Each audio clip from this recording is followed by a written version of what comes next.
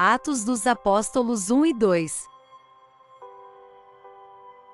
Jesus ascende ao céu. Em meu livro anterior, Teófilo, escrevi a respeito de tudo o que Jesus começou a fazer e a ensinar, até o dia em que foi elevado aos céus. Depois de ter dado instruções por meio do Espírito Santo aos apóstolos que havia escolhido, depois do seu sofrimento, Jesus apresentou-se a eles e deu-lhes muitas provas indiscutíveis de que estava vivo. Apareceu-lhes por um período de 40 dias falando-lhes acerca do reino de Deus. Certa ocasião, enquanto comia com eles, deu-lhes esta ordem: não saiam de Jerusalém, mas esperem pela promessa de meu Pai, da qual falei a vocês, pois João batizou com água, mas dentro de poucos dias vocês serão batizados com o Espírito Santo. Então os que estavam reunidos lhe perguntaram: Senhor, é neste tempo que vais restaurar o reino a Israel? Ele lhes respondeu: não compete a vocês saber os tempos ou as datas que o Pai estabeleceu pela sua própria autoridade, mas receberão poder quando o Espírito Santo descer sobre vocês, e serão minhas testemunhas em Jerusalém, em toda a Judéia e Samaria, e até os confins da terra. Tendo dito isso, foi elevado às alturas enquanto eles olhavam, e uma nuvem o encobriu da vista deles, e eles ficaram com os olhos fixos no céu enquanto ele subia. De repente surgiram diante deles dois homens vestidos de branco, que lhes disseram: Galileus, por que vocês estão olhando para o céu? Este mesmo Jesus, que dentre vocês foi elevado aos céus, voltará da mesma forma como viram subir. Matias é escolhido para substituir Judas. Então eles voltaram para Jerusalém, vindo do monte chamado das Oliveiras, que fica perto da cidade, cerca de 1 quilômetro. Quando chegaram, subiram ao aposento onde estavam hospedados. Achavam-se presentes Pedro, João, Tiago e André, Filipe, Tomé, Bartolomeu e Mateus, Tiago, filho de Alfeu, Simão o Zelote, e Judas, filho de Tiago. Todos eles se reuniam sempre em oração, com as mulheres, inclusive Maria, a mãe de Jesus, e com os irmãos dele. Naqueles dias Pedro levantou-se entre os irmãos, um grupo de cerca de 120 pessoas, e disse: Irmãos, era necessário que se cumprisse a Escritura que o Espírito Santo predisse por boca de Davi, a respeito de Judas, que serviu de guia aos que prenderam Jesus. Ele foi contado como um dos nossos e teve participação neste ministério. Com a recompensa que recebeu pelo seu pecado, Judas comprou um campo. Ali caiu de cabeça, seu corpo partiu-se ao meio, e as suas vísceras se derramaram. Todos em Jerusalém ficaram sabendo disso, de modo que na língua deles, esse campo passou a chamar-se Aceldama, isto é, campo de sangue, porque, prosseguiu Pedro, está escrito no livro de Salmos: fique deserto o seu lugar, e não haja ninguém que nele habite, e ainda que outro ocupe o seu lugar. Portanto, é necessário que escolhamos um dos homens que estiveram conosco durante todo o tempo em que o Senhor Jesus viveu entre nós, desde o batismo de João até o dia em que Jesus foi elevado dentre nós às alturas. É preciso que um deles seja conosco testemunha de sua ressurreição. Então indicaram dois nomes: José, chamado Barsabás, também conhecido como Justo, e Matias. Depois oraram: Senhor, tu conheces o coração de todos, mostra-nos qual destes dois tens escolhido, para assumir este ministério apostólico que Judas abandonou, indo para o lugar que lhe era devido. Então tiraram sortes, e a sorte caiu sobre Matias. Assim, ele foi acrescentado aos 11 apóstolos. O Espírito Santo desce no Pentecostes. Chegando o dia de Pentecoste, estavam todos reunidos num só lugar. De repente veio do céu um som, como de um vento muito forte, e encheu toda a casa na qual estavam assentados, e viram o que parecia línguas de fogo, que se separaram e pousaram sobre cada um deles.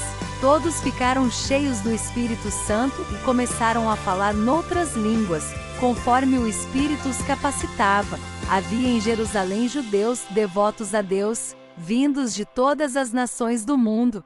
Ouvindo-se o som, ajuntou-se uma multidão que ficou perplexa, pois cada um os ouvia falar em sua própria língua. Atônitos e maravilhados, eles perguntavam: acaso não são galileus todos estes homens que estão falando?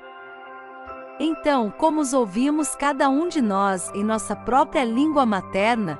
Partos, medos e elamitas, habitantes da Mesopotâmia, Judéia e Capadócia, do Ponto e da província da Ásia, Frígia e Panfilha, Egito e das partes da Líbia próximas a Cirene, visitantes vindos de Roma, tanto judeus como convertidos ao judaísmo, cretenses e árabes, nós os ouvimos declarar as maravilhas de Deus em nossa própria língua. Atônitos e perplexos, todos perguntavam uns aos outros: que significa isto? Alguns. Outros, todavia, zombavam e diziam: eles beberam vinho demais. Pedro fala à multidão. Então Pedro levantou-se com os 11 e, em alta voz, dirigiu-se à multidão: homens da Judéia e todos os que vivem em Jerusalém, deixem-me explicar isto. Ouçam com atenção. Estes homens não estão bêbados, como vocês supõem, ainda são 9 horas da manhã. Ao contrário, isto é o que foi predito pelo profeta Joel. Nos últimos dias, diz Deus, derramarei do meu espírito sobre todos os povos, os seus filhos e as suas filhas profetizarão, os jovens terão visões, os velhos terão sonhos. Sobre os meus servos e as minhas servas, derramarei do meu espírito naqueles dias, e eles profetizarão, mostrarei maravilhas em cima no céu e sinais em baixo. Na terra, sangue, fogo e nuvens de fumaça, o sol se tornará em trevas, e a lua em sangue, antes que venha o grande e glorioso dia do Senhor, e todo aquele que invocar o nome do Senhor será salvo. Israelitas, ouçam estas palavras: Jesus de Nazaré foi aprovado por Deus diante de vocês por meio de milagres, maravilhas e sinais que Deus fez entre vocês por intermédio dele. Como vocês mesmos sabem, este homem foi entregue por propósito determinado e pré-conhecimento de Deus, e vocês, com a ajuda de homens perversos, o mataram, pregando-o na cruz. Mas Deus o ressuscitou dos mortos, rompendo os laços da morte, porque era impossível que a morte o retivesse. A respeito dele, disse Davi: eu sempre via o Senhor diante de mim, porque ele está à minha direita, não serei abalado. Por isso meu coração está alegre, e a minha língua exulta, o meu corpo também repousará em esperança. Porque tu não me abandonarás no sepulcro, nem permitirás que o teu santo sofra decomposição. Tu me fizeste conhecer os caminhos da vida e me encherás de alegria na tua presença. Irmãos, posso dizer com franqueza que o patriarca Davi morreu e foi sepultado, e o seu túmulo está entre nós até o dia de hoje. Mas ele era profeta e sabia que Deus lhe prometera sob juramento que poria um dos seus descendentes no trono. Prevendo isso, falou da ressurreição do Cristo, que não foi abandonado no sepulcro e cujo corpo não sofreu decomposição. Deus ressuscitou este Jesus, e todos nós somos testemunhas desse fato. Exaltado à direita de Deus, ele recebeu do Pai o Espírito Santo prometido e derramou, que vocês agora veem e ouvem. Pois Davi não subiu aos céus, mas ele mesmo declarou: o Senhor disse ao meu Senhor: senta-te à minha direita até que eu ponha os teus inimigos como estrado para os teus pés. Portanto, que todo Israel fique certo disto: este Jesus, a quem vocês crucificaram, Deus o fez Senhor e Cristo. Quando ouviram isso, ficaram aflitos em seu coração e perguntaram a Pedro e aos outros apóstolos: irmãos, que faremos?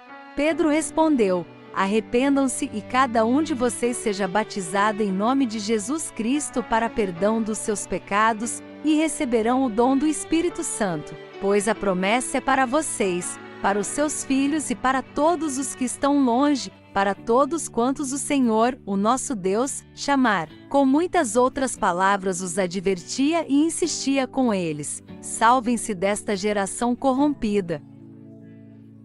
A fraternidade dos crentes, os que aceitaram a mensagem foram batizados, e naquele dia houve um acréscimo de cerca de 3.000 pessoas. Eles se dedicavam ao ensino dos apóstolos e à comunhão, ao partir do pão e às orações. Todos estavam cheios de temor. E muitas maravilhas e sinais eram feitos pelos apóstolos. Os que criam mantinham-se unidos e tinham tudo em comum, vendendo suas propriedades e bens. Distribuíam a cada um conforme a sua necessidade. Todos os dias continuavam a reunir-se no pátio do templo, partiam o pão em casa e juntos participavam das refeições com alegria e sinceridade de coração, louvando a Deus e tendo a simpatia de todo o povo, e o Senhor lhes acrescentava diariamente os que iam sendo salvos.